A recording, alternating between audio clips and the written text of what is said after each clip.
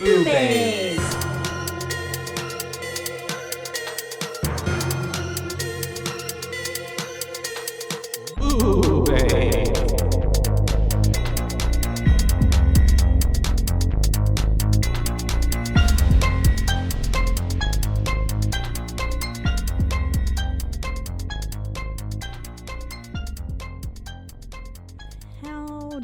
Howdy doody.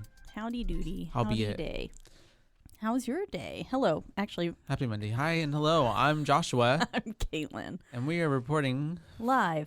from the Rogue Media Network studios. Live coming to you tomorrow. tomorrow. For real. Not live. We are your boobies. We are. Your boobies. We are here to talk about movies. And what kind of movies are we talking about? Horror. Spooky. Spooky movies. Thriller. Sci-fi. So many like subgenres and but ways you can go with everything it. that is under the umbrella of Horror. Umbrella. I just watched Resident Evil for the first time Oh. over the weekend. The original? The first one in Afterlife. Okay. So Umbrella reminded me of like Umbrella Corp or whatever it's called, right? Yeah. And then that just reminds me of Umbrella Academy, and then just reminds me how excited I am for Umbrella Academy season 3. Yes. Mm-hmm. I have not watched any of those because when it started coming out, I didn't have Netflix. Mm-hmm. And then I just was not dedicated to anything. I feel that I should watch it. on a 100% level. I did. Well, okay. I watched like 3 episodes I'm not even at dedicated. someone's house, and I was like, yeah, I like this. Okay. Yeah. I No. like this a lot. It's really good. I mean, I say, but it's really good. But yeah. Yeah. Cheers. Hi. Hello. Cheers. Hi. Hello. I'm ready to talk about this movie. I'm excited. Let's do it. Yeah. It's a favorite is it a favorite or just one you really I really like? like it. You really I like it. remember when I first watched it in the theater, way back when I was like, oh wow, it was really good. Yeah, it was like one of those two though. Like when I left though, I was kind of like still processing and like, how do I feel about that? And then in hindsight, I was like, no, yeah, I really liked how it went because of, I mean, you watched it. Yeah. I feel like in 2000. So by the way, side note, we are talking about The Cabin in the Woods. Cabin in the Woods. Yes, that's right. 2012. Yes. I feel like if I was to have watched this in 2012, I would not have appreciated it as much. Mm-hmm. And I do feel like it took 2 like viewings for me to be like, oh yeah, it is real good. Okay. I feel that. Yeah. Yeah. There's a lot to pick up on in the movie. There is a lot. Yes. And also too, it's not like any other horror movie. No. Like it's its own little niche of a genre of what it is, because it's almost like what we got in with Scream franchise back in the day, but like a movie that like talks about other horror movies and the tropes in movies and how things get done in a horror movie. Yeah. With us like being like, it's like breaking the fourth wall. It's like Scream meets The Truman Show. Yeah, for sure. But I love that's really death. funny. Yeah. But yeah, overall, no, I just really liked it back then. Rewatching it now, there's a lot of things that I didn't even catch back then that I'm like, oh, I didn't even realize like that had happened or something. Like the man on the roof that was like, they're going that way. Like for some reason, calling back, I don't really remember that being like it's a big such a point. It's such a small little detail, but like really in hindsight, it's really driving the whole narrative. Like this whole thing is like set up exactly from the beginning of the movie. Yeah, because just before we even started watching with them. Like the whole planning of like, this is his cousin's like place and they're going leaving all of them together. Yeah. I love at the end. I don't even think Kurt has a cousin. I was wondering. I was like, damn, what kind of shitty ass cousin is setting them up to be literally murdered? Yeah. But yeah, I don't know. It was a good ride though. I watched it yesterday. Got tad distracted at the end. As you do. Sometimes it happens. Yeah, it does. And depends on who you're watching with. Exactly. It's a good get you going. And then anyways, I watched it again this morning because I was like, I have no clue what happens at the end. Yeah. Because I was sometimes you gotta focusing on other things. And that's okay, you know? I do it all the time.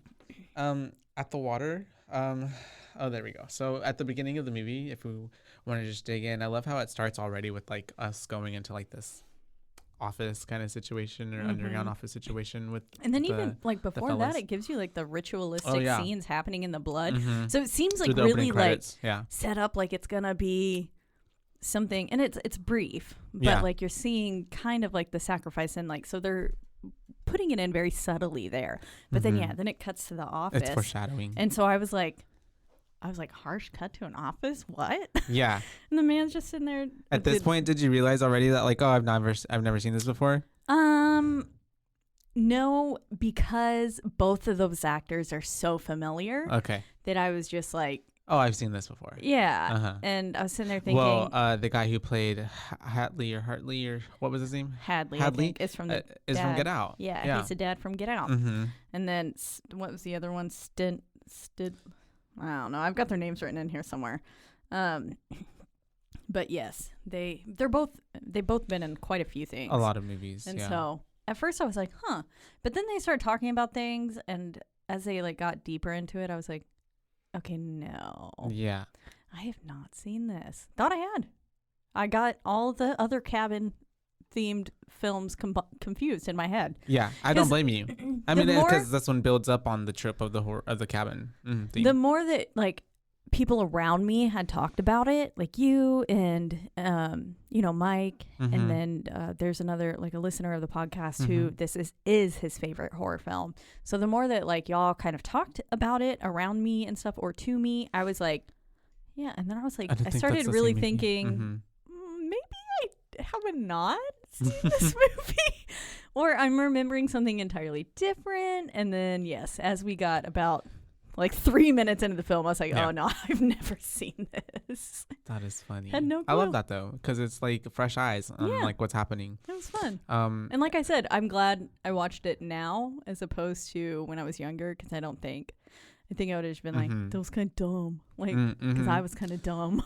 or just not maybe have like, I guess it does, not that it's not a dumb thing, but I mean like you kind of have to appreciate it for the fact of it, like it's making fun of Yes, in a way it's also, and like it's 'cause of Borderline satirical. yeah, and- very much so, especially in the way like they have like the cut twos to us seeing them orchestrating everything, Yeah. and how most of that is all comical, like Yes. their commentary. Oh, it very much so is. Yeah. Even their deaths Mhm. are Oh, comical. it's all So pure comedy. especially Hadley's. And you were loved talking it. about Sitterson is his name. He's played by Sitterson. Richard Jenkins, and he's in a Yes. lot of things. Yes. He's in the Eat, Pray, Love. I really like that movie. Oh, Watched it yeah. a long time ago. I don't know but- if I ever saw that. I mean, I remember people were shitting their pants about the book, and I was like, Oh, really? I don't even. I don't want to. I didn't read it, but I just want to eat. Mm-hmm. I don't want to pray or love people. No, just eat. Yeah.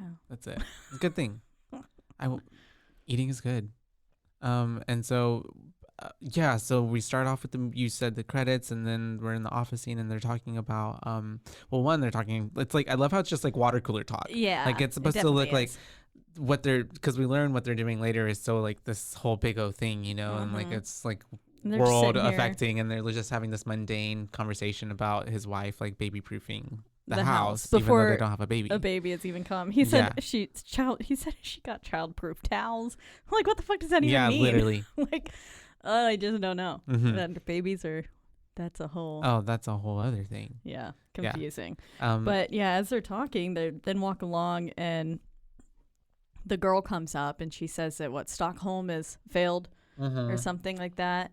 And they were like, leave it to the Swedes to mess it up or something. Yeah. And then they said, well, it's just going to be Japan and us. And so at this point, I was like, okay, they've got some sort of there's something going on. Like an event. I was like, I didn't know exactly what. Test. I don't know. I was like, I don't know what's happening. I'm very confused. He's still left in the dark. Yes, I thought this was going to be in a cabin. Yeah, literally. And also, too, it's like it's very Office vibes, and the movie's marketed as like a horror cabin movie. So, yeah.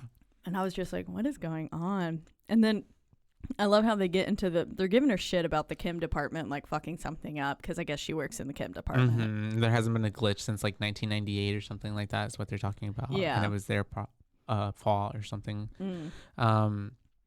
Yeah, and then they're just talking about like the betting pool and all that stuff. And they're driving their little cart away, and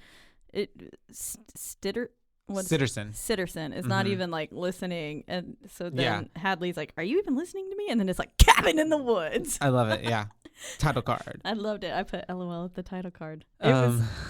It was I liked that entrance though. Yeah, it was very abrupt. Really it was a very cheesy. like straight cut to. It reminded me of like a few of the Scream intros. Yeah, for sure. With that, and a lot of like the angles and stuff were very like, okay, yeah, we're playing on some things that we've seen before yes. in other horror movies. Yeah.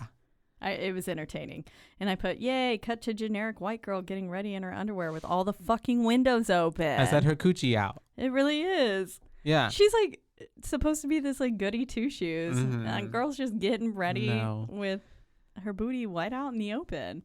Maybe she was just like, it's the second story. Maybe she's, I don't know, but still. And I guess when it's like daylight outside, it's a little bit harder to see in. No, but you can still see through that. I mean, well, yeah, because the windows were literally just open. No blinds, no what are they called? Curtains. Yeah, and well, one window was very just open because remember Kurt throws the ball right. through it. That's right. So there's no glass to like somewhat. Maybe she's an exhibitionist. Maybe she just likes to be nude. And have people maybe see or not. And then doesn't like to. You never know. I don't know. We don't know. Her situation is. I mean, because we never really got I think because and obviously throughout the movie, it was not consensual. Well, no. Well, what do you mean? Because everyone kept like referring to her as a virgin or something, and then they were like. And then she goes, "What do you mean?" Or like virgin, and then the girl like Sigourney Weaver at the end is like, "Well, we worked with what we can get." Yeah. So I'm like, maybe she only did. It was either not consensual because then it seemed like he was pretty shitty. I'm assuming it was the professor. Maybe. And then I also think that maybe or maybe they just did like oral. I get what you mean. Oh, I didn't understand that. Penetrated. I didn't get that.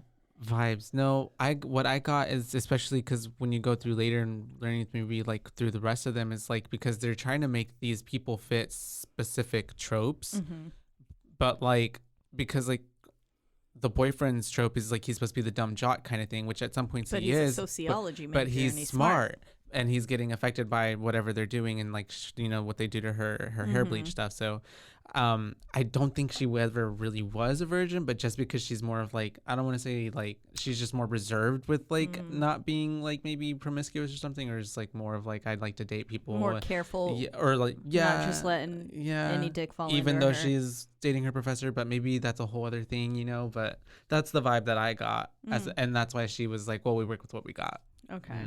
Yeah. That's probably better. I can see what you're saying now too. That's a really dark path. Yeah, but I see it. Yeah, or maybe like we can go back. We can go back to the maybe she just did oral. Yes, maybe she did. She still probably could not have liked it. Or maybe she only did anal. Maybe some people only do anal. So yeah, that's true. And some people's hands were raised in this room. Just kidding. And so I do. Never mind. At the water. Yeah. So we're how's that mimosa tasting right now? It's great. It's good, huh? And so title card. We got all the kids. She was getting ready in her underwear. That's whenever her best friend pops in, and she's got blonde hair, And she's peeking over her shoulder because Dana is lovingly or almost sadly looking at this like pencil sketched image of a man who we then find out was her professor. And what's her name? Jules. Jules. I said Lucy. I don't know where that came from. Jules, though, she like rips it out of her hand and was like, "We're gonna burn this." And then basically we find out that she's like, they're going on a trip. We find out here, and they're going to somewhere where they can use a bikini and stuff, and they're like, "You're gonna use this," and then they're trying to set her up with Holden, her boyfriend's friend. Yep. Yeah. And Jules was like, "If Holden is as cute as Kurt says he is and stuff, maybe you'll even get to take this off, blah blah blah." And so we kind of get the fact that they're not forcing them into something, but they are encouraging. She's really egging it on that. She like wants her to like get under someone to forget about this person kind of situation. That's my favorite way to get over people. Yeah. But I love how Holden later on is like, well, since they sold you to me for marriage, because they're that not subtle about trying to force them together. Yes. They're very pushy throughout the whole kind of beginning sequence of the film. And then her boyfriend comes in, which we learn is Mr. Chris Hemsworth. And it's funny because this movie was filmed in 2009, actually. Oh, really? It was filmed in 2009. It almost didn't see like the light of day, really. And then finally it got picked up by like Lionsgate or someone, I think. Lionsgate and then, is who and then it got filmed in 2009 and didn't get released till 2012. Oh, wow. So by then, like, he hadn't even filmed like Thor yet, but Thor, it got filmed and put out before this movie even got put out the year before. Yeah, that's crazy. That's why he looks like not as built as like his Thor days, even though this was came out at the after same time. Thor. Yeah. Interesting. That makes sense. I mean, to me, he just looks pretty built regardless. So I was like, yep, that's a hunky hunk. That's Thor. That's my Thor. Avenger. Yeah. And so, yeah, he's coming in there and talking to them. And that's whenever we find out that he's not as dumb as he might look, or you would think he is, because he's supposed to be a jock, because he's like talking about the book or something to her, to her recommend her professor or something like that. And it says it'll make you look more insightful if you read this one, because he doesn't have this entire book memorized or / have all of it in his lecture. Yeah. So this one will give you a like an edge up. Yeah. But then it's like, why are you? I'm assuming it was the same professor. Yeah, probably. So, and it's funny too, because at that point, I think what is it? The girlfriend is like talking to Kurt, right? Yeah. What is they're saying something about the book, and she's like, I learned it from you. And then like the way she runs out, it's so comical. It was, because it was like she was like, it was almost like a father like talking to his daughter or something. Taunting, and then being like, where did you learn this? And they're like, I learned it from you, and kind of thing. And so it was very entertaining, and clearly they were both joking. Yeah, you could see Jules smiling as she runs off. But yeah, it was very funny. I loved that scene. It was so funny. I loved it. I was laughing. And then after that, we have them kind of coming out. Oh no, what's his face? Did he throw the football through the window at that point already? Yeah, so that was how he entered. Was he goes, think fast, and he throws the ball out, and then Holden conveniently catches it outside the window at the base of it, and then they go through that whole scene, basically everything, and then at the end, like, and Kurt's recommending this other book for her, and he goes, and you have no pants. And then she's like, oh my God. Literally. Blah, blah, blah. Yeah. And yes, then it cuts to them going downstairs and loading, and then up rolls Marty in his car, and he's got his bong. And it looks like a thermos. It does, yeah. He like packs it down into a thermos, which is pretty nifty. It is. That's pretty cool. It's giant, and it comes in handy later. Yeah. This pot literally almost saves his life. Oh, it really does. Because he does end up dying, so you're right, almost saves his life, but for the most part does. But so does the whole world. Up until a certain point. So, spoiler alert. Yes, and it's the way that I guess they almost too, like, what was it when he was coming up though? Like, they weren't expecting him to come, right? Oh, they weren't. That's what the vibe that I got. I thought they were just upset that he rolled up smoking that's right. a bong. Yeah. And they were like, do you want us to go to jail? Yeah. And he was like, you're not going to bring that stuff. And then whatever that. And he was like, I am. But then it's called. And then he says they will not pull, a guy with a giant bong over because they're afraid of him. And they're afraid that he will bind them with ancient tactics. And I was like, he's low-key on this already. For real, though. He already is like, the show hasn't even started. And he has called it. Literally. Marty's on it from the get. It's the foreshadowing. And while he's sarcastic a little bit at first with it, he then slowly becomes like, nah, I'm fucking right. Oh, yeah. And no one takes him seriously, of course. Because they're all under the influence of all the other effects that is being, they're being orchestrated and puppeteered, as, he says later in the evening when they get to the cabin. But then they roll off, and we get dude sitting on top of the house. Oh yeah, that's right. And he's up there, and he's like, "They're off. The nest is empty." Basic. That's what he says, right? Yeah, the nest is empty. And it's the way that I hadn't really realized or remembered that part from before, but it was really like I was like, oh shit, yeah, like this is literally set up all the way from the beginning, from the get go. I wouldn't like. I feel like if I was if I hadn't seen this film in a couple years, I would not remember that scene at all because it's so short. But yes, when you think of it, and when you're having to look at it, adds to it through the depth. When we're having to be like analytical about it, I feel like it makes you pick up on those key things a little bit more too. Yeah, and like you're right, it does. That they've literally, this thing is so well thought out. It's just so smart, and it's their everyday kind of life. It's what they work towards. I guess each yearly. year it's like Christmas for them. It's like this is the big event. It's the one we've been preparing all day, our year for. Yeah, it's wild. Yeah, and so they're off and they're heading to the cabin, Kurt's cabin. That's supposed to be his cousin's cabin or something like that. The Buckner house and Buckner place. That's whenever they stop at that one place to get gas. Yeah, and before this, they're saying like the road doesn't even show up on GPS. Like they said, it's not even worthy of like being globally mapped or whatever. And this is where Marty goes off about saying like, get off the grid. People are too scared in society to that's like right. let go of all these things, and because society would unravel if we did. And he says, oh yeah, society is binding. And he says this is the one weekend where he won't be globally positioned. And I was like, this is the one weekend where literally your every move is being all watched. Of it, the irony of it all. Yeah, it's wild. But then yes, they're walking up and I guess it goes back to it cuts to the people yeah, and this is where Sitterson and Hadley, this is where I wrote down, are the main control dudes, and they're talking to whatever his face is. Oh man, yeah. So the security guard, the safety guy. And I just like that Hadley goes, you can call him Sitterson, like no need for formalities. Truman, right? It's Truman. Yes, Truman. And it's the way I actually suspected him of like sabotaging things. Oh, okay. Yeah, I could see that. At one point. Because his character seemed very apprehensive to everything that was going on. And so at first I thought he had, before I knew it was Marty pulling the strings, like with the demolition kind of messing up and stuff, I thought it was him. Anyways, but I thought it was funny how Hadley was like, or you can refer to Sitterson as Honey Toes. I was like, weird.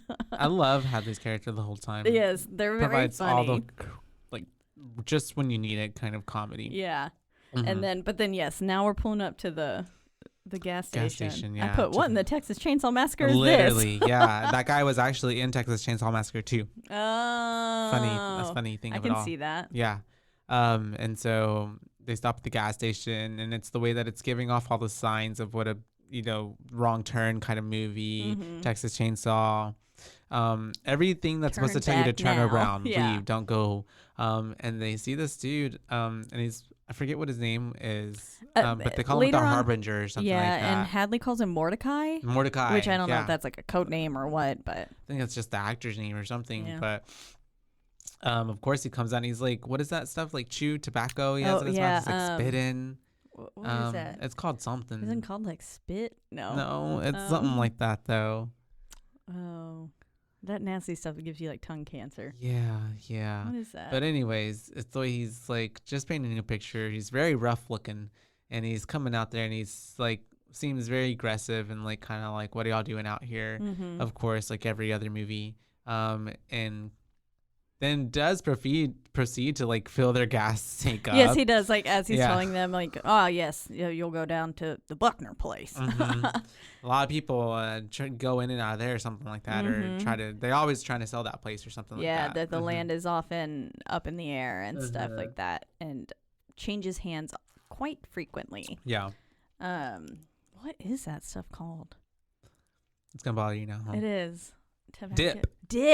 That's it. It just it looks like weird, really chewed on beef jerky. I always think it looks like really dried out, like little apricots or something like that, or like the peach pits. Yeah. I guess I don't ever look at it too much. Yeah, it's disgusting.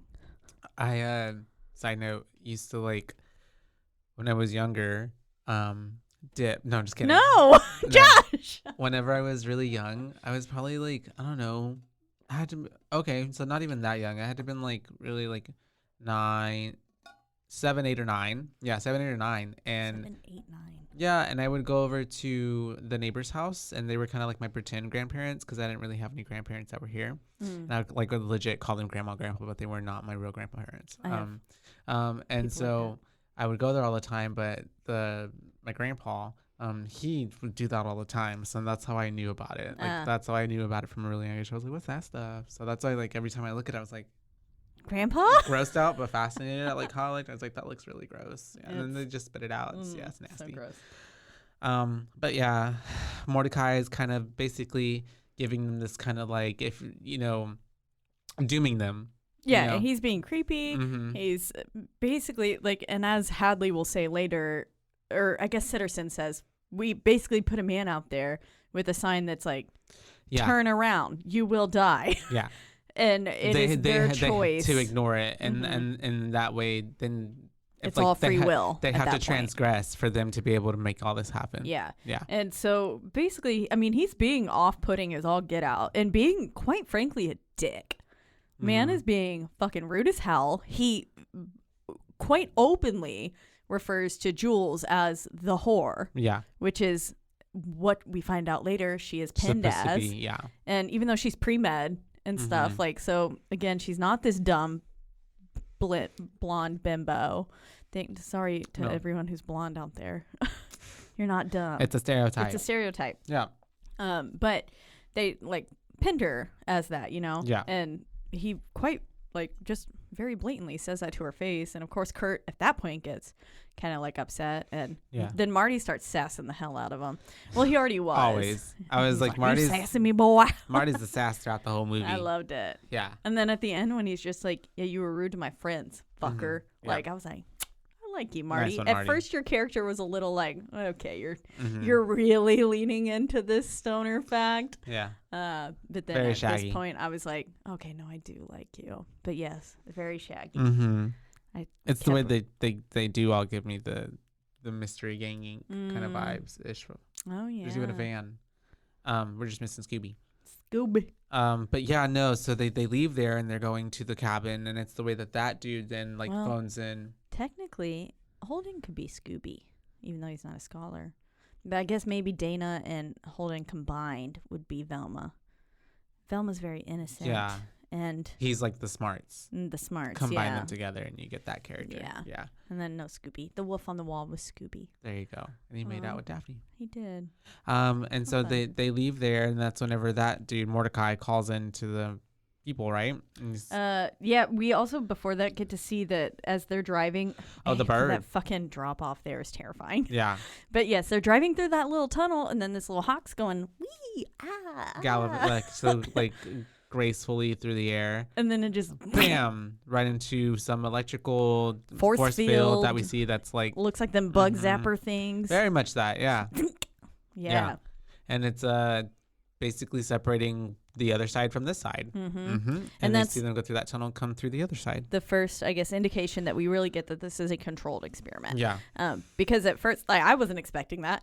Yeah, it's kind of like the title card. It's very like, whoop, it just happens really fast. I was just like, oh, la-di-da, they're just driving through a tunnel. I was expecting them to pop out the other end. And then this bird, yeah. It's almost like with that thing back in the day. I think I was like 6th grade whenever I first saw the car going through the like mountains, and then at the end of like a minute and a half, it's like this zombie that pops out and scares everybody. Yeah, you know what I'm talking about? No. Really, you didn't play that as a kid, or not play it, but like got pranked by it? No.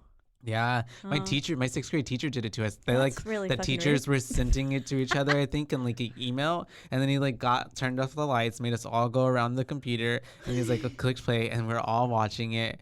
And then had he seen it? Yeah. Oh, okay. And so I was like, oh. And then it goes through, and then like the little face pops out, and we all like freaked out. It was so funny.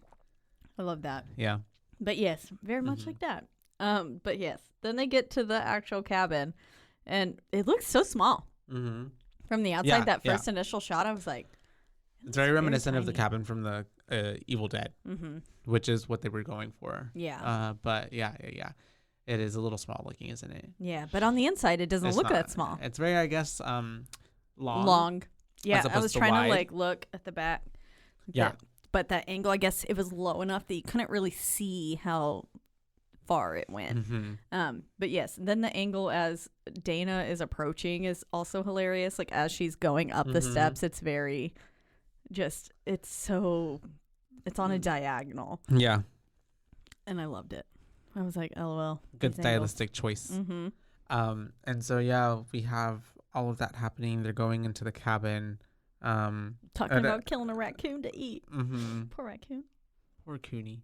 And then remind me what's happening next.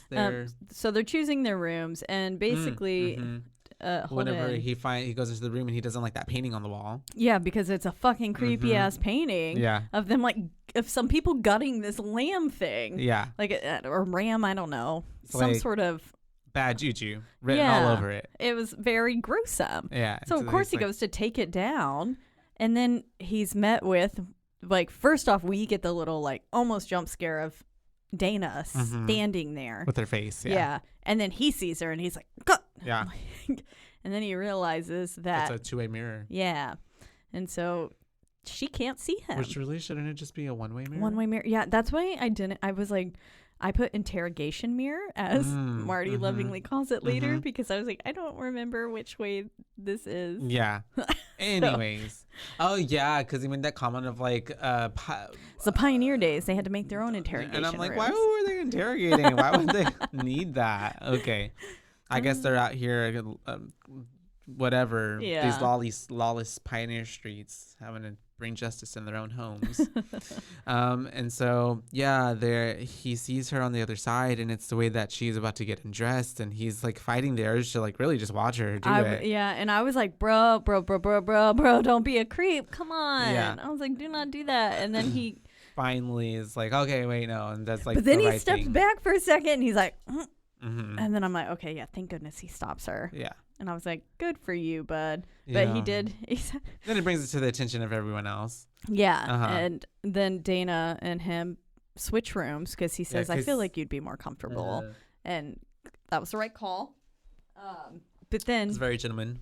Yes. And as they're switching, he said, because she says, thank you for being, a gentleman about this and not. But he says, now don't worry, I did have a very strong internal debate. He said there's a lot of shouting, fighting, blood spilled on both sides. Yeah. And she says, you're bleeding internally, and he goes, quite badly. And he's trying to be smooth, like bleeding heart kind of thing. And then she's like, well, Jules is a pre-med major. You should talk to her. I was like, girl. Shot down. Yeah, she shot him down hard. Yeah. And I think it's also too, I think she's still going through the whole thing of having feelings for her professor and going through all that and whatever. I guess he's not reciprocating the feelings back anymore or something. So yeah, because later on, I don't know, I feel like they do start to vibe a lot more. Oh, definitely. They do. But yeah, well, I mean, then when she gets back into her room, homeboy knows exactly what he's doing. Oh yeah, he immediately starts taking off his clothes. And she's like, having the same kind of moment because homeboy built and then he was about to take his pants off, and she was like, oh, okay, no, and hangs back up the picture, and then was like, oh no, to the picture, and hangs up that little sheet over it. And that's where we get the first sight of all of them on camera. Oh yeah, that's right. And that they're actually being watched. Yep. I was like, okay, they're all on camera. Cool. And they talk about slowing down the cognition via hair dye for that one girl, for Jules. That's yeah. how they were getting her to act more like the dumb blonde kind of thing. Because clearly, again, she's not dumb. So. And they've talked about them changing the rooms and stuff. But this is where Mordecai calls. Yeah. Oh yes, yeah. They said we have a room change. But Mordecai calls them and is like, cleanse the world of whatever, all that shit. He's being so cryptic. Yeah. And it's the way he has them on speakerphone. Yeah. And they all start, he's like, am I on speakerphone? I can hear the echo. Take me on speakerphone. And he's like, okay. And he goes back, and then they're all snickering, and he's like, I'm still on speakerphone. It's so funny, the switch that he's making. And I'm like, why?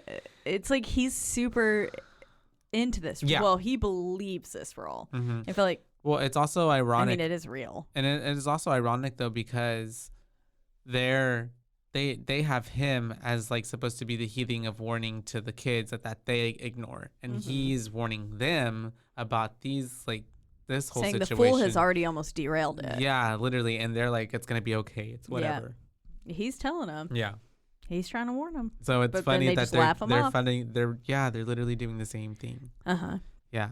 And then it cuts to them running really fast to the lake. And so Dana and Holden jump in first. And I love the way that Kurt then comes up and he's like, whoa, there's something in the water. And they're like, what? And even I was scared. I was like, oh no, what is in the water? Yeah. I was like, is there a Loch Ness monster in this random lake? I was ready. I thought something was actually at this point, because you don't know what's going to happen. Yeah. I didn't. But then he was like, it looks like my girlfriend, and pushes her in, which I would be livid. If my boyfriend did that to me, he wouldn't be alive. Yes. Yeah. Yeah. Would not because you asked for consent to be pushed into a pool. That's you right. Do not just push people into a pool. That's right. Nice. What if I had my phone in my bikini? Oh yeah. I wouldn't be wearing a bikini. But what if I did? What if you did have your phone in general or anything, or just like people don't like being pushed into water? Yeah. There's I need to be immersed on my own free will. Mm-hmm. Free will. Yeah. That's what this movie is about. Free willy. Drinks to free will. Clink. Yes. Clink. Plastic. Wait, do it again. Love it. It's like a clap. And so they're doing their little swim, and that's whenever then the people in the office start betting, right? They're having their betting pool. Mm-hmm. I do. Yeah. Oh, sorry. I'm sorry. I do like Kurt how then goes, and he goes, "There's something else in the lake," and he goes, "It's a gorgeous man." He's pretty full of himself a little bit. It was funny. I was like, "Well, you're not wrong, sir. You're not wrong." But yes, then they're betting, and I was like, "Okay, I guess they're betting on some sort of scenarios." I didn't really know what was happening yet. I was like, okay, uh-huh. Mm-hmm. And watching it for the first time, you're like, what is happening? I get that. Yes, I was very confused. I remember the first time I watched it, because I did leave that movie how I said in the beginning. I was like a little confused. I'm like, how should I feel about this? But then I'm like, oh, I like it. Yeah. Yeah, watching it definitely, I'm glad that I watched it again this morning, because yes, otherwise I would have been like, what? Yeah, I feel that. And that was actually, I only took notes this morning. Mm-hmm. So I had fully intended, even when I had started it yesterday, to watch it again. Because I bought it. I bought it on Amazon Prime. Oh, really? Yeah, because it was only $4.99. It was like rent for $1.99 or buy for $4. I rented it, yeah. And I was like, well, I imagine I'll probably want to watch this again. Mm-hmm. Everyone talks so highly of it. And so I bought it. Yeah. And I probably will watch it again. Anyways, but yes, this is where we're getting to the conversation of their own free will thing that we were talking about earlier, and how they have to choose to ignore the creepy gas station dude and then proceed with how shady everything else is. Yeah. Everything else is like, you roll up the cabin alone looks terrifying. Literally. It looks like something straight out of a horror film. Yeah. So it's like kind of orchestrated, and they meddle as much as what they can is what they're saying, but still they have to really like make their own choices and like choosing how things go. Because Truman asked, in order for it to work, how can they bet on something that is fixed? And they say, well, to an extent it's fixed, but we have to guide them. And they have to make the choices to ignore him. They have to go into the cellar and they have to pick up the different things and then act on those things. Yeah. Yes. And so they're betting on how they were going to end up dying is essentially what it is.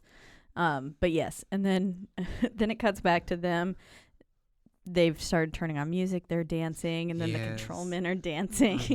And then their little dance is so funny. They're releasing pheromones into the air to make the libidos go up. So that way, they start acting a little bit more raunchy, and they're playing truth and dare. And so whenever we have Jules start kissing the wolf, even though Marty was like, kiss that moose on the wall. Yeah, they're like, that is a fucking wolf. That's a wolf. And yeah, she's really playing it up there. She is. That whole scene is amazing. Yeah. The moment like that it steps off and it cuts to her like sexy walking or whatever that is. But I loved it. Do you not think she should have been wearing heels?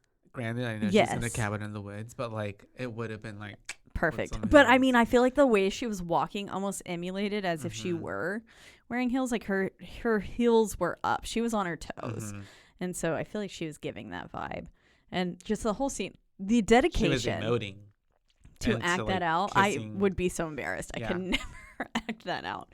Yeah. And then I could also never make out with a...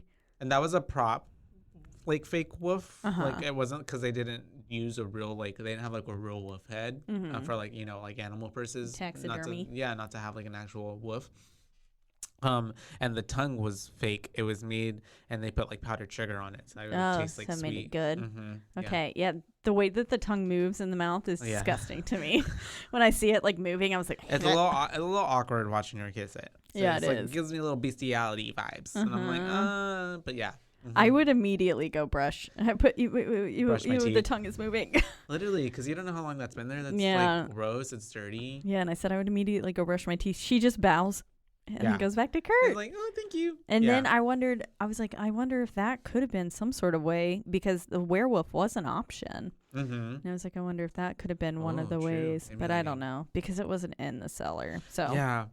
And it's the way that there are certain things that happen like throughout the movie, like that basement, like where it's like, like what happened to the family, you know, kind of thing. Like if they would have chose something else, like how does that work? You know what I mean? Yeah. 'Cause how does that tie like into if the they got storyline? into, I imagine if it was a merman that they would somehow then have to get forced outside to the lake kind of situation. And then that would occur almost strictly out there. Mm-hmm. And then if it was a giant anaconda, well, outside. all bets are off. Yeah. Like there's so many things. I would shoot myself.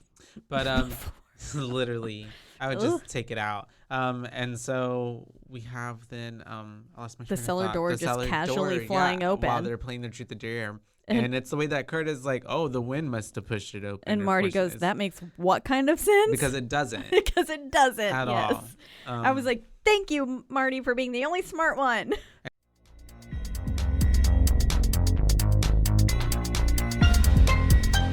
And now, a word from our sponsors.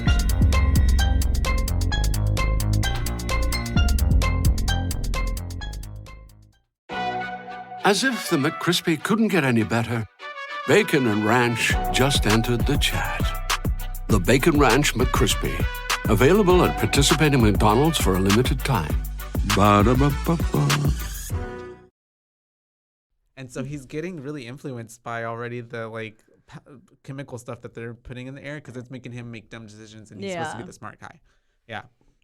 Because clearly, that would never be something that he would actually say. And then Jules dares freaking what's the main girl's name? Dana to go down to into the cellar. And she fucking walks all the way down the stairs with the flashlight off. Andrew, we were watching it, and he goes, why doesn't she even have a flashlight? And I was like, she has a flashlight. It's in her fucking hand. It's just not on. Yeah. She doesn't have it on. Why would you wait to turn it on until you get to the bottom of the stairs? And you could fall in. Like, what if there was a broken piece of wood or something, or a nail, like in the quiet place, you know? For real. Ugh. So many things. But then as we get down there, I put, it's just my house. Nothing to be scared about. A lot of old dolls and knickknacks and weird things, antique looking things. I was like, wow. Right at home. Very much so. I was like, oh. You could pick up an item in your house and I could. I was like, I'd go antiquing there. Oh. That too. But yeah, they're down there, and then they all come down because she screams at seeing something. I don't She remember. sees the portrait of Patience on the wall, that's and right. it high key looks like her. Mm-hmm. They look very similar. Yeah. And that obviously doesn't pay any tribute to the film at all, or it doesn't have any relevance, but they did look rather similar, and so I was like, anyways, but yes. And so they all come down there though, and this is where Marty's like, I dare you to all go upstairs. Like, come on guys, let's get the fuck out of here. It's creepy. And they're not listening. Everyone's slowly getting absorbed in these different all the objects and artifacts, things. Little music box, the Hellraiser looking puzzle ball. Yeah, I put which was really cool looking. Oh, and then of course Kurt had also right before that had picked up the conch and was about to blow on it, and then he sees the little. I put medieval Rubik's cube, and then later on I call him. I said whenever we see him in the basement, I was like, this looks like a Walmart pinhead. Oh yeah. Great value. Yeah. Yeah. This is the Hill County Farms. Less. Whatever. Pinhead. But yes. It's the way that they all stop, because then at one point Dana is like, you guys look at this. She finds that diary and she starts reading about it, and it's about the family that lived there and how backwards it is. And there's at one point she says that he got a husband's boner or husband's bulge. Yeah. From like the pain that he inflicted on everyone else or something like that. Yeah, he said like took someone into the black room. And I was like, they're into some intense shit. Mm-hmm. But yeah, and then it says cutting the flesh gives him a husband's bulge. And at this point, I looked over and said, I'll give you a husband's bulge. And that's why we got distracted. Yep. And so, yeah, she ends up reading more, and there's Latin in there.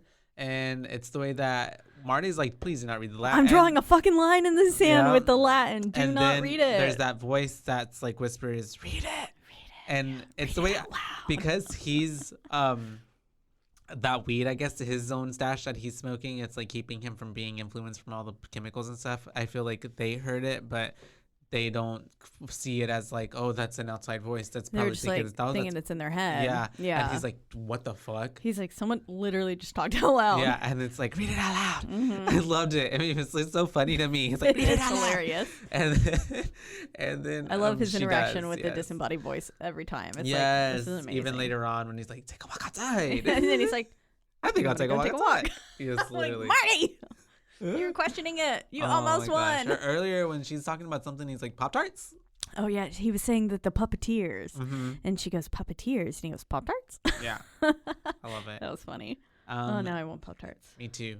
Wait, 3, 2, 1. What's your favorite flavor? Brown sugar cinnamon. I thought it would be strawberry for some reason. I really do like strawberry too. Oh, okay. Brown sugar cinnamon? One. Yeah. My favorite's blueberry, so. Strawberry's my second fave if I had to choose. But I really I'm a little bitch for the brown sugar cinnamon ones.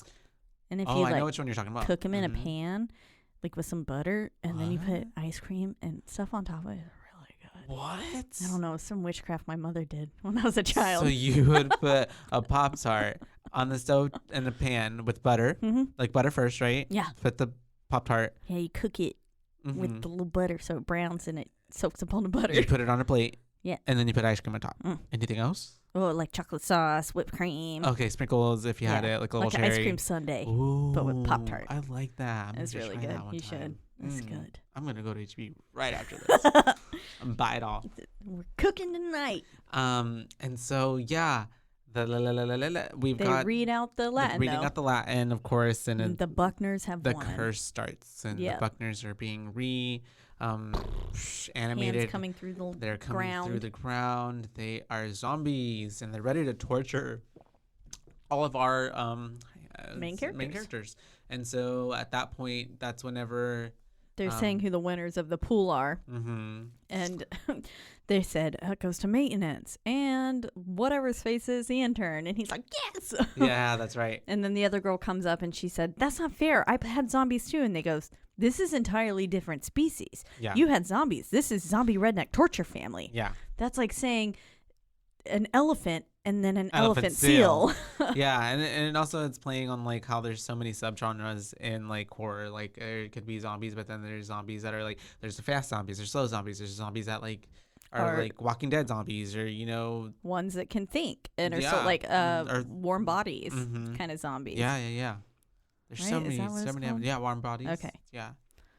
The like rom-com zombie movie. Yeah. I love that one. It's so cute. And so that's all happening and behind the Homegirl's scenes. Talking to Truman, saying that he's like, is this not, or he's saying this is something like, this is stuff of nightmares. And she goes, no, this is something nightmares are from. Yeah. And she says, everything in their stable is from the old world. And so at this point I was like, stable? What you mean? Yeah. What you talking about there? Suspicious. Yeah. But it's all from the old world, and they're gifts from like the old gods who are just basically wanting us to use them to bring them souls or blood, or spill blood for them in order to keep them sacrifices appeased, for our lives, basically. And then we get but then it pans over some of the other still active scenes. Well, I guess only at this point it's Japan is the only one left. And of course Japan was a fucking creepy, like long-haired ghost girl in a classroom. And a bunch of like the little Grudge vibes. Yeah. I was just like, of course. And I love that part at the end. But anyways. Oh, yeah. Yeah. And then it cuts back to Jules dancing very ironically. And at this point, her and Kurt are both acting pretty wildly out of character. Yeah. And what's his name is picking out on it. Marty. Okay, wait, no. So the Pop-Tarts Puppeteers happens here. That's it. Mm-hmm. So we jumped the gun there. No, I just mentioned Pop-Tarts. Just to mention the Pop-Tarts. I totally thought it happened already. No, sorry. No, I just mentioned that. But yeah. But yeah, so they're dancing and stuff, and then basically Jules and Kurt decide to go outside to go make some fornication happen. And it's the way that they go out there. Of course, you'd never go outside into the woods. Holden, an egghead. Bad idea. Yeah. Alpha male bullshit. And then because at this Marty point, Holden puppeteers. is like falling into the whole the brain type of character because he's got glasses on now and he's like trying to study the Latin. Yeah. That's going on. Marty removes himself. He says, "I'm gonna go read a book with a lot of pictures." Yeah. And then it flashes to Holden like casually reading Latin. And he's got glasses and stuff. And so I'm like, where'd the glasses come from? He's the scholar. And so they go outside. They're gonna go oak. And, I don't know if I'd want to have sex on like twigs. I don't either. Like, why? They didn't even take a blanket or anything. Yeah, I'm like, if I had a blanket, but otherwise a rogue stick could go into one of my orifices, many holes. And so any hole is a goal. And so they are in the woods and they're. I just imagine Quidditch then too. He's got the golden snitch. The golden snitch. That's a bludger. Yeah. What did you call me? And so then they're outside. They're running from not running yet. They're basically Kurt is really like being pushy and trying to get her give up the goods. And she's like, no, let's go back inside. And then it's too dark out here and chilly. And then they're like manipulating the scenery and like making it really like romantic with moonlight, upping the temperature, dispensing pheromones. And then yes, they have finally get to like this nice little sliver of moonlight that shines upon a perfectly mossy patch of grass. Which I was like, okay, I guess. Maybe but then even moss is still like, I don't it's very like, can you feel the love tonight, Lion King? Yeah. Definitely. And so they're there. They start getting a little frisky. And as soon as things start getting a little hot, we do get some titties, which is important. I put some good titties. Yeah, because they were saying we got to keep the customer satisfied too, which I was like, who's the customer? At this point, then I was like, is this? I was like, is this? I think it's just Squid giving more. I think it's also giving like more so of like why horror movies are supposed to have like boobs. Like we see a lot of boobs in horror movies. Yeah, like we this do. is the way we're supposed to do it. So it's like the gods. I feel like it's the way that like things have to happen in a certain manner. Like the way that they say later on, like first the whore has to die, then the jock, and then the other two. It doesn't matter how they die, but the last one has to be the like. There's and a her whole, death is optional, and there's a whole kind of hierarchy story kind of thing that goes to it. So I think that's how that boobies ties in. are part of it. Yeah, you have to have a pair of tits. But there are some pretty good titties. What did how many boobies would you give I'm gonna give them a good 5. 5. Those are some nice ones. They were nice. Mm-hmm. They're a little bit offset from each other, which reminded me of me. So I liked that representation. I like that. Yeah. It's very hard to make cleavage on myself. My boobs are like way the fuck on the outside. I don't know what they were thinking when they grew, how they did, but whatever. That's okay. They're still beautiful. I got a beautiful sternum tattoo out of it. Every boob is boobyful. Every boob is beautiful. And so then as they're getting a little bit even more titillated with each other, she gets stabbed in the hand by one of the zombie torture zombies. Tink tink. Bam. And that's whenever we get this blood-curdling scream from her. Kurt's freaking out, of course. Yeah. He like pummels the mom. They're both getting attacked by these zombies at this point, but and then Dad comes up with that bear trap thing and just like throws out on the back of Miss Jules and like on both of them actually.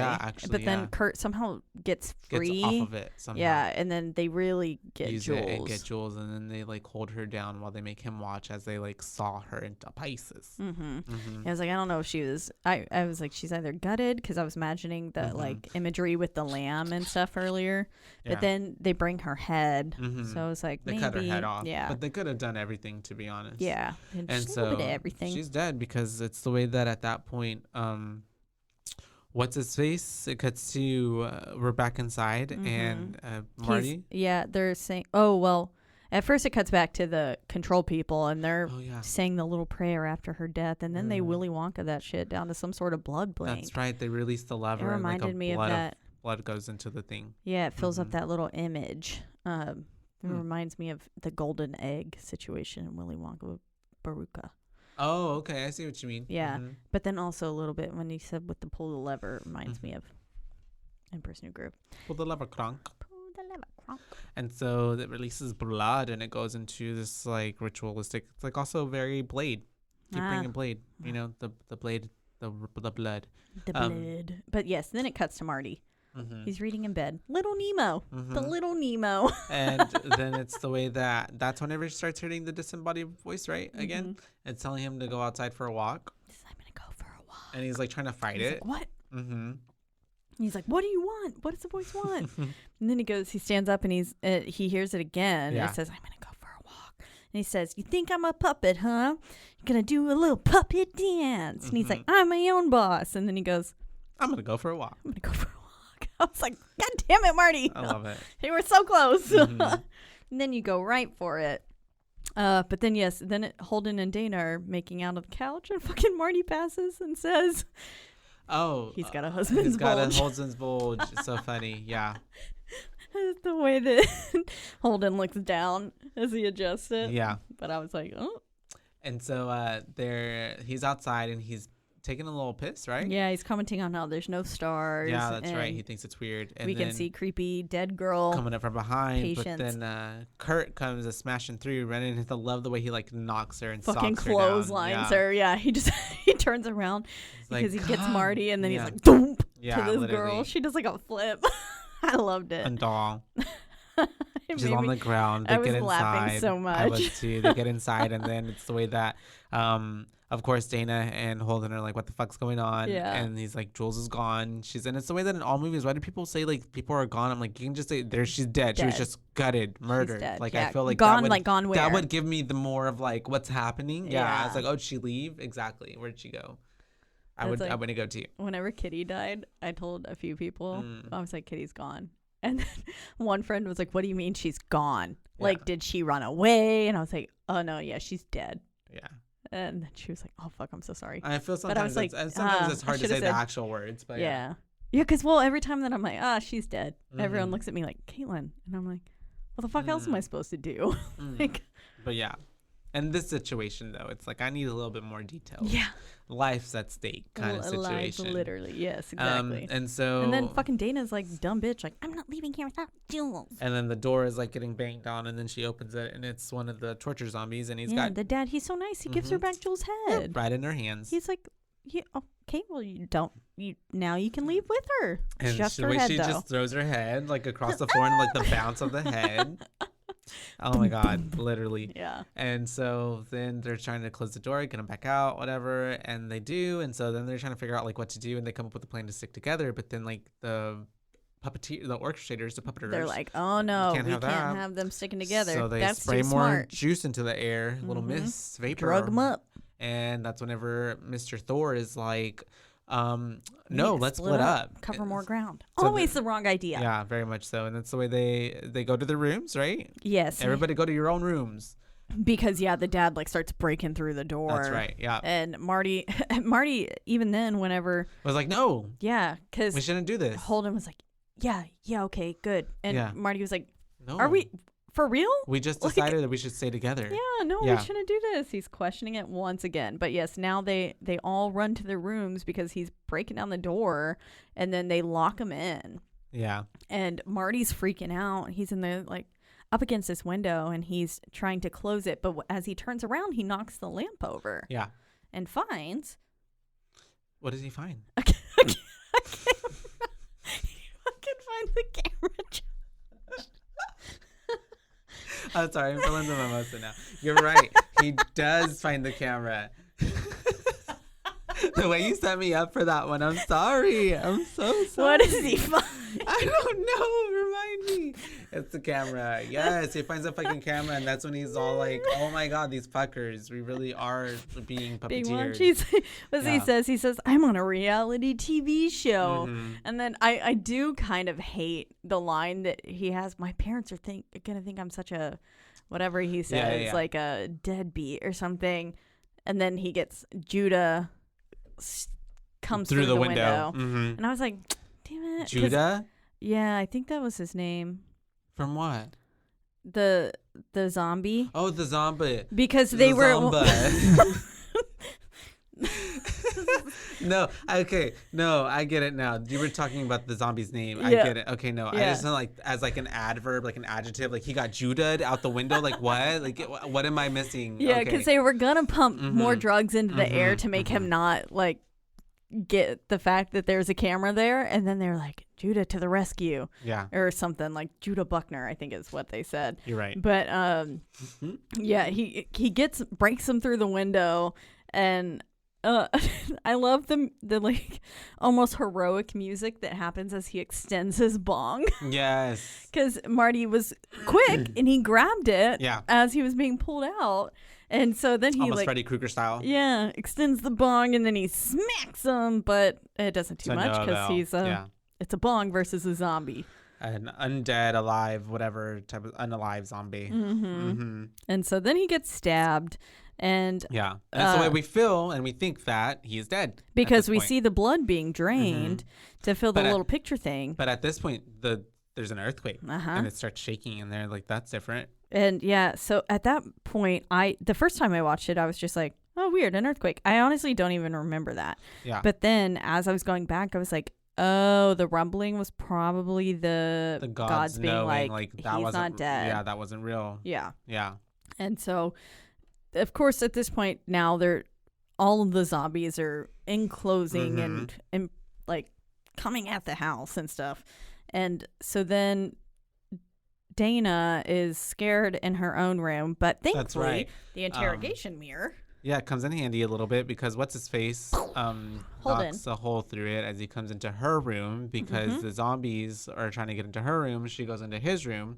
And then at that point, Kurt comes in, right? At some point? Well, yeah. So then they find that there is a little latch that goes down into the floor. And they put the whole lamp in there, and she's like, it's clear. And I was like, bitch, you just put the lamp in there and looked at the immediate surroundings. You need to put your head in and swivel it around. But then I guess also, but I mean, but your head is then exposed and but then putting your whole body into it is also I've never been in a situation where I'm getting chased by zombies and I'm in a cabin and shit. True. So I don't know. So I don't know how I'd act. And so they go down there and they realize that that's this cellar, the black cellar, right? Basement, whatever. It is the black room from the diary that they read earlier. The way that she is, this is also very, I mean, I guess 2009 was that was more 2010 that this came out, but that whole scene, Paramore's song Ignorance, the music video for it is all done with a lamp and it's just right in the face and they're holding these lamps from the ceiling, and of course Haley has her iconic red hair. Does she in that? Yeah, I think right after that for Brick by Boring Brick, she went blonde. But then, yes, so the whole, that kind of scene reminded me of Ignorance. That was all I could think of. So I love it. I had to make that note. But anyways, yeah, so then they're down there and Kurt's saying, let me into the room. And he's like, I fucking can't. So Holden gets down there, but then Daddy-O comes in and gets Holden with this bear trap thing. Ouch. So many times with that bear trap. And I just put, ow, fuck. It's the way that she then uses she says, knife, you like pain? And then stabs him with the crowbar. Yeah, it's through his eye the first time. And then she just goes, ding, ding, ding, ding, ding, a few more times. In this movie, everything's really, a lot of things are practical effects. So it looked really real. It really did. Cool. It was good. I was like, it's fucking creepy. And then he doesn't die, and so she just starts stabbing him repeatedly with the knife. And then Kurt smashes through, right? At some point after that. Or do they open the door? Yes. They do. They start escaping, and then it just pans back to Japan. And essentially all the little schoolgirls have defeated Kiko's spirit and put it into a frog, and they said, Kiko's spirit will now live in this happy frog, and they all go, the evil is defeated. The evil is defeated. I love it. And I was like, oh, fuck. So it's really up to them now. Yep. It is. It's basically up to them now because everyone Because they're trying to sacrifice every country. They have their own way that they can do this ritual or whatever, and they're all trying to perform, but they all are trying to do it with the same goal of like pleasing the gods, so that way, I guess, for another year we stay alive. And at least one person has to succeed. Yeah. Otherwise, the world will end. One location. Yeah. And typically, Japan and U.S. are the two that are the most successful. That bring it out. It seems like, because Japan more so. Japan being number 1 and U.S. was number 2, they said.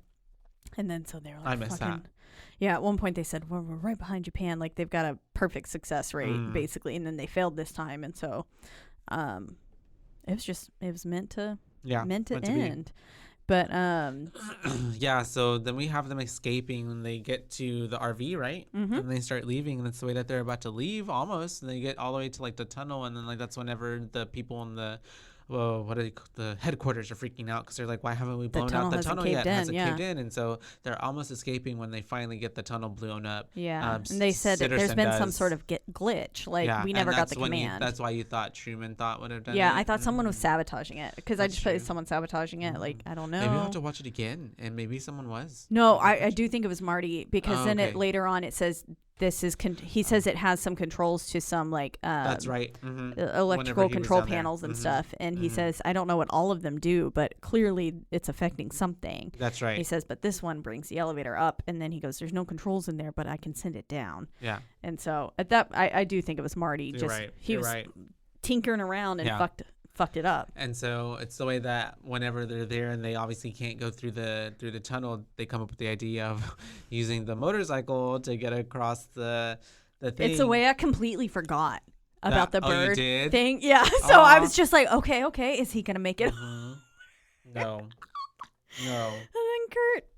Yeah, and so Kurt attempts to get over the thing, and it's the way they're planning it. They he's like, you need this much space. Help, he has this make them pay for Jules. Spiel. Why the fuck does Dana have to kiss him? Oh yeah, it's weird. I was like, what the fuck? And so he goes over, and it's the way he almost gets there, but then hits that wall that we saw earlier, the barrier, and it's the way that his body just looks like every fucking other panel all the way down, and you just hear his body going down. It's very funny. I just put, oh my god, I put LOL. I completely forgot about the fucking barrier, and then it's just like a whole line of yeah. And then he's falling down, and so then of course they're freaking out, and so now Dana's being like, fucking Marty was right. Yeah. He was right. And then fucking Holden, they hop back into the RV thing. They're in there for like a hot second, and then Holden gets fucking yeeted through the fucking net. It's the way that he's saying he was going to say, we have to stick, like you're all I have left now, and we got to stick together. But and he, right as he says the word stick, homeboy gets stuck. Right through the neck, so he's dead. Because, was it Zaddy? I think it was one of the sons. And so one of the zombies was on the RV, and so then it just veers off of the side of the mountain cliff, whatever it is, and into the lake, the water. And she's down there, and she comes up, and then finally... we got a good deep water shot. Loved it. And she gets out, and she's like swimming, and it's them basically celebrating already, feeling like they've already won and accomplished their goal because they think they've killed everyone. And Truman's like, well, why? She's still alive. Doesn't she have to die? And it's the way that they're like, no, she doesn't have to die. The final girl can survive. She just has to suffer. Yeah, virgin's death is optional as long as it's last, and she has to suffer. And so they're celebrating, popping champagne. It's like a typical office party where you get like all this really funny interaction and like conversation between the And at employees. one point, Hadley was being like, I almost feel like sorry, like I'm kind of rooting for her. Yes. And then he sees like tequila is my lady. Tequila is my lady. I love it. And he was getting so deep for a second, and then he was like, psych, tequila. And then they're all doing their thing, but then that red phone starts going off. And that's when it's like, something's up, because both Sitterson and Hadley they're literally partying too, as like she's getting tossed around. Because you think she's safe for a second, but then Daddy comes. And she's getting fucked up and on the dock. And they're just like partying. It's like all happy-go-lucky, and you just see Dana getting tossed everywhere. But yeah, then the red phone. And then we... have then the phone ringing, and so then it's like a red phone's never good. Nope. And so it's like the red phone from the Powerpuff Girls. Yeah, that's what I was thinking. And so they go and answer it, and obviously someone's still alive, and it's Marty, because he comes back and he uses his bong to keep the daddy zombie from killing Dana, and then they get him into the water. Yeah.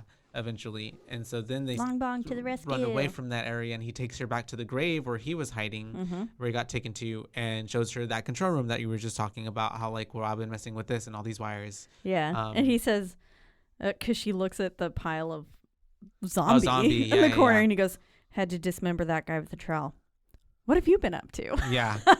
The way that Marty. he like casually delivers that line. And then, but of course he's trying to not focus on the fact that literally everyone's fucking dead at this point. Because then Dana just kind of shakes her head and he was like, okay, I figured. But yeah, he's showing her the elevator saying that somebody literally sent these fuckers up to us. They sent them to us. And so he's like, we can take it down there. And it's the way that it's kind of like. She's like, should we go down? And he's like, well, where else are we going? Yeah. The fuck, what are our other options at this point? Because we can't escape. Yeah. As so clearly we've been shown. It's like as above, so below. You have to go down to go up and go out. Dante's Inferno. Love. But anyways, yes. So they're going down. And first we get the werewolf. Yep. That's the first little stop on our tour. Yeah, because they go into this like and elevator area where it's kind of like a Rubik's Cube of all these different monsters. And they see the werewolf. And then ghosty. They see the ghost. Which I thought was maybe attached to like the wedding dress and the necklace. Because it does kind of go in order. Because then we get the Demogorgon ballet dancer looking thing. And then we get Hellraiser. Rubik's Cube, Walmart pinhead. And then that's where Dana catches on, like, they made us choose. They made us choose how we die. From all the objects that were down in the basement. Yeah. And then so she's just fucking losing her shit at Walmart pinhead and is just like, very mad, as anybody would be. She's very pissed off. And it pans out and we see that they are quite literally in, like a stable. Yeah. Holding room. And then if you pan out, you see all of these monsters and giant all the different snakes, holding rooms. The Shining Twins. Yeah. Who else like did you an Evil see? Dead tree. There were some like drill zombie or a big anaconda snake. Yes. That's the one that scared me like the most. Killer people, like regular people in masks. Reminded me of The Strangers. Yeah, kind of version of that. There were so many monsters. Yeah. And that's where we then figure out I low-key would have almost been happy if it ended there. Oh like, yeah, just panning out, and we're just left with like they're stuck there in that thing. What happens? Yeah. I was like, they could have. I could have. They really could have left with that. But then the rest is so important to actually explaining the film. What's happened? Because otherwise you wouldn't know. Which is basically the last like 20-something-ish minutes of the film. It's really not that long when it's like climax time. No, it's very fast. And so they are stuck in the exactly elevator. When I stopped paying attention. And that's whenever they start getting told like stop fucking around with the system because like can y'all just like die so that way we need this ritual to happen so that way the world can survive. Or something Marty like that. has to die first. And they're basically saying like go kill them, like go stop them, and whatever you do, just kill Marty first because he has to die first. And this is where we also figure out that whatever Marty has been smoking has immunized him to all the things they've been doing, basically. That girl scientist tells them. And so they are still in the elevator. They got off, and then that's whenever they realize... Zombie arm helps them escape. That's right. Marty goes, good work, zombie arm. And then they go into that room, the control room that's across from all the elevators, and that's whenever all the security team comes into the... And someone comes over the loudspeakers and says, like, what's happening to you is something bigger and older and nothing compared to what lies below. Yeah. So it's our task to placate the ancient ones, and it is your task to be offered up to them. And they say, we're sorry, but, like, you have to die. Basically. Which is some bullshit. Yeah. And so then, they're going through, and then all those people are in the elevator waiting room thing, and Dana basically says, like, well, she literally says, let's get this party started. Yeah. Boom. Presses red the button. button says purge, and it releases all the monsters, and then they just started attacking all of the security team. Like bloodshed, carnage. It's fucking insane. It's chaos. Yes, chaos. And I loved the as the people were like waiting there with the guns and stuff. I love the little right before the elevator dings, and then it's just boom. They all come out. Oh, and then round 2 comes up. Like, they're just... So they think, like, that we finished, like, maybe this one, but then round 2 comes, and all these other motherfuckers It's the way the elevators keep opening up. There's just so many monsters, and they get released, and so they move on from the security team, and they start killing all of the, like, employees that work there. And so just basically pandemonium, all hell breaks loose. That's where the masked people show up. That remind me of the Strangers. And Truman at this point is saying, like, we've got a code black, and then their power goes down. Yeah. And then it cuts to other things, like there's a creepy clown that basically got shot like 6 times. He wasn't going down. We just see all these murders happening. I love the Pegasus stabbing too. That was really cool. I was like, yeah. That's badass. Yeah. And then I put, Patience made it down there too. She made it to the show. She ended up showing up last. But then then we go back to our main control people, and Truman's getting ripped apart by some zombies. And he conveniently blows himself up. And it sends Hadley all the way across the room. And then as he's like in his stupor, like kind of like, whoa, what's happening? From the explosion. Gets confronted by the merman. Finally. Yeah, he goes, oh, come on. He just gets attacked. And the most glorious. He got what he wanted. He got the merman. And the blood coming out of the blowhole in the back is pretty awesome. I was like, hell yeah. And that was all fun. practical effects too. That's so good. I loved it. And then after that's whenever you pan back to we're with Dana, right? And Marty, and they're in the little control room that they're in, and then there's this like bat fire thing, some sort of like zombie, or what's it called, Dracula, like vampire breaks through, and it's like forces them to have to leave where they're at, and now they're in the midst of all the chaos, and they're running. They escape through that hole, in the wall, and then that's when. What's his name? Sitterson. It's such a weird because right word. before that, I know. Name. So right before Sitterson goes down there, and we know that they're down there, but he's trying to escape, and it's the way that I forget the girl name scientist. Oh, but yeah. She gets like snatched up by the tentacle arm, and then like he goes down, and then as he's running through there, and this like kind of old style like Indiana tomb kind of vibes, like gets stabbed by Dana. And I guess it's pretty fatal because he dies pretty fast. But he just tells her to, like, please kill him. Yeah, he's and then Marty goes, here, you'll feel more comfortable with this, and hands her the gun. And I was like, ooh, maybe you shouldn't have given her the gun, literally. Marty. And so they work their way all the way down to the bottom of this, and they end up going into this, like, very bottom pit where they start seeing... It's a room where they fill all the blood up. The ruins of, like, you know, the stones that have the pictures of what we've been seeing throughout the whole movie. Yes. It's illustrations of the whore, the scholar, all that stuff. Thank you. And so they're down there, and finally we get an explanation from none other than Sigourney Weaver. Because Dana's saying they want to see us punished, but they're like, why us? And then she goes, well, it's always required youth, says Sigourney Weaver. And she goes, first we have the whore, who must die first. Then the athlete. The scholar, the fool, and lastly the virgin, to live or die, whatever fate decides. And then that was where she said, well, we work with what we have. And I was like, what do they mean? And then this is where I was like, did the teacher do something without consent? My brain just immediately went there. Yeah. But yeah.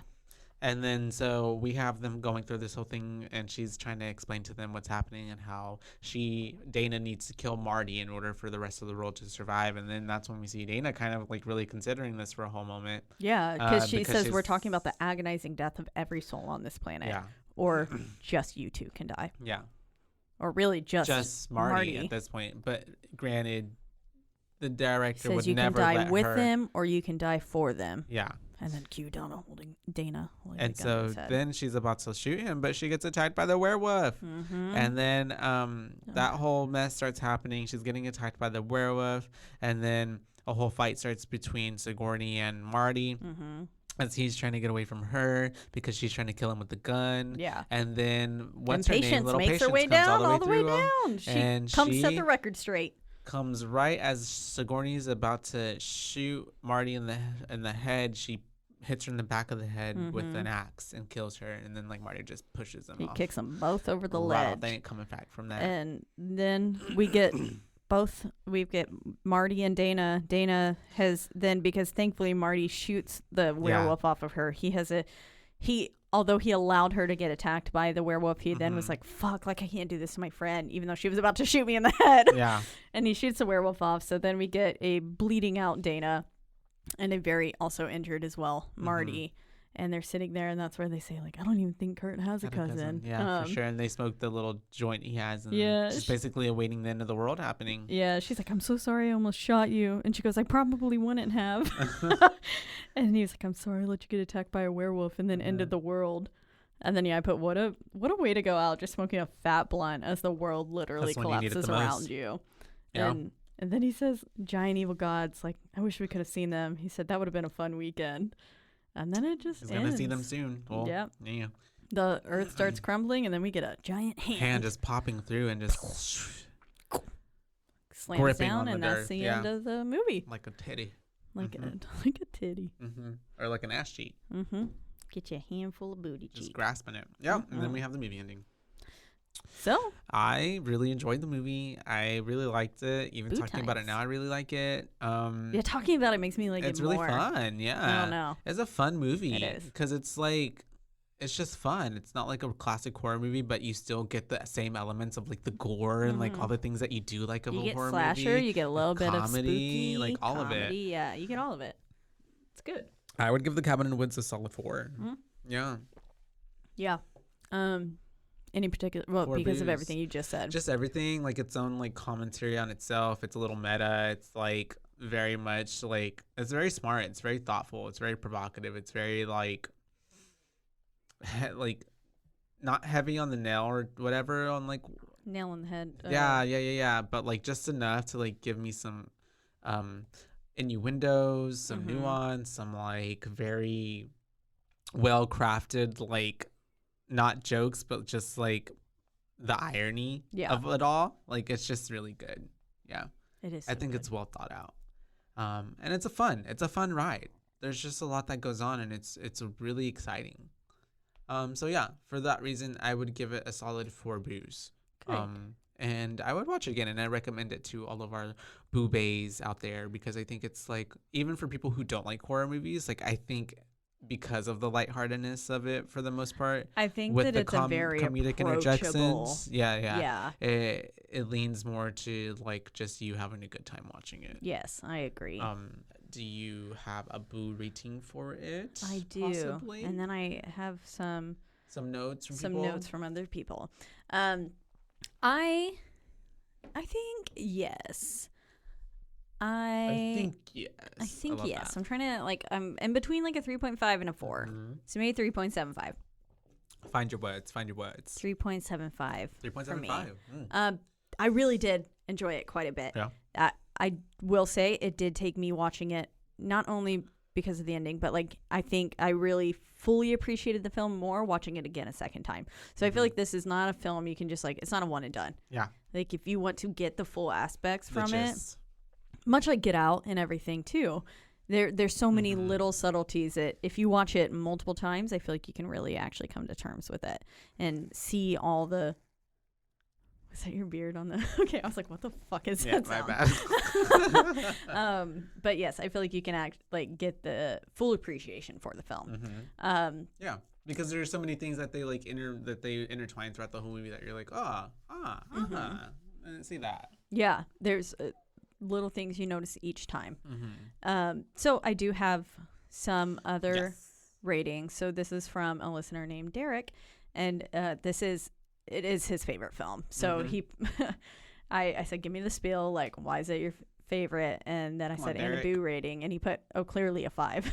And he said, so he likes the old monster movies, and they they kind of get like all the different types of creatures and ways that the teens can die. Like they really cover kind of all of that. Yeah. And so he really appreciated that. And then he said, then they do it again with basically this giant god destroying the planet and stuff. And he said, it's a bit cheesy, but I love cryptids and myths, and to see so many of them, even for a short period of time, because really when you see all the monsters, it is right at the end of it's the movie, literally it's just climax, like a split second. Or he said, like through the elevator scene. Yeah. And but it's just awesome to see all of that. Yeah, so for sure. I love his experience. For that reason, it is his favorite. Mike the God also said that he really loved this film, and he gave it a 3.5 because of all the cartoony. He said it felt very that's right. Yeah. Like Scooby-Doo kind of. It was, and it was so different. Like you said at the beginning, it being its own, there's not really any horror films out there like it. It's in its own kind of niche little it is subset. Do I want to give it a 4? Maybe I do. Robert gave it a 4. 4. Or no, 3.5, I think. 3.5. But he really enjoys it too and likes it. Good. Was it, really had he seen it before? Seen it before? Okay. Yeah. It's the way that he'd seen it so many times. He really likes it that like he was, Oh. as we were watching it, he was like reciting lines. Oh my And I was God. like, yeah. Wow. Yeah. Love So that. he really likes it. Then he had to have been a 4, not 3.5. I think it was a 3.5. Oh my God. No, he was a 4. He was Okay. a 4. He You're has to be right. a 4. I think I initially at like when we watched it on Friday was like 3.5 for me. But Yeah, it's that's what grown I to a was 4. feeling. But it's now grown to a that 4. we've talked about it and everything, again, 4. Mm-hmm. I say 4. Mm-hmm. Okay. Yes. 4. You heard it here first. 4 from, we've got a few other sprinklings in there, but 4 from the important ones. Altogether, That is yeah. us. I feel like that's a solid rating. It is, yeah. So that's yeah. a 4 from your boobays for Cabin in the 2012, filmed in 2009. Yeah. Cabin in the Woods. Mm-hmm. But as always, we are in the lovely Rogue Media Network studios. This Yeah. was a little bit of a long one today. It was just a little bit. Jeffrey's here taking care of us as we Thank you, get Jeffrey.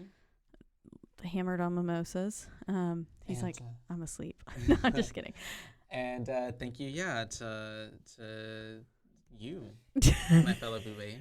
For bringing these mimosas. Literally. It's been a day. It has. But you can listen to us and along with all the other Rogue Media Network podcasts on multiple streaming platforms. Such as Uh-huh. Apple Podcasts. Apple. And also Spotify. And then you can also find us on Rogue Media. Yeah, network.com. That's right. Yes. Uh-huh. And then, as Giant home. always, just make sure to check out all the other podcasts as well because there's so many out there. There is. You never know. You might find a podcast that you didn't even know you'd love. Yeah, That you exactly. need in your life. That you need, like I said, King Right of the Hill now. podcast.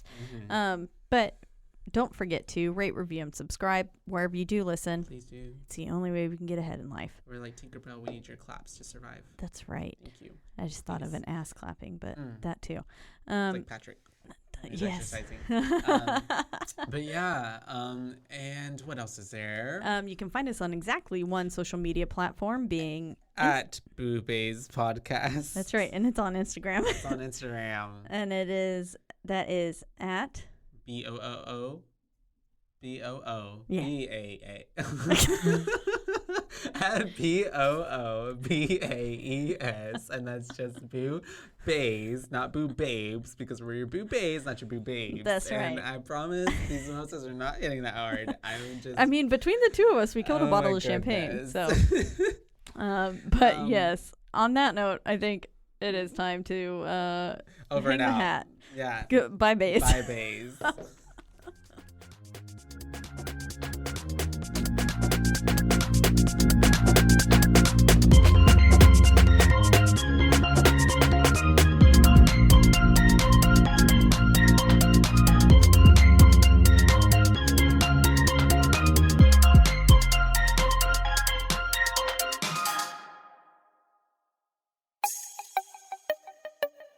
This has been a Rogue Media podcast.